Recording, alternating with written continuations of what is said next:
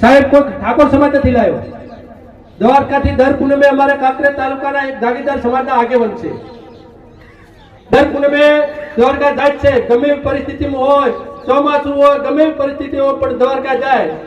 એટલે એ પોતે હાજર થઈ રહી શક્યા નથી, પણ મને કાલે અપાયા હતા કે મારા વતી આ દ્વારકા બાપાને જીતની પ્રસાદી બેનશ્રીને આપજો.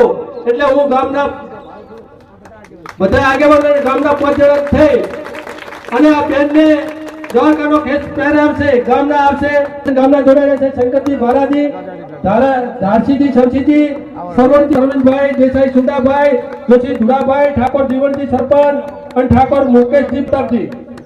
આપ સૌ વિચાર કરો કે દ્વારકાધીશનો આપની અંદર આ બેન કેટલા નસીબદાર હશે કે જેને દ્વારકાધીશનો બાપાની અને દ્વારકાધીશની કેટલી કૃપા હશે.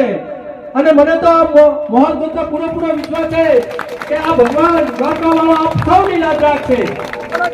ધીશની જય. શિવબા આપને કીધું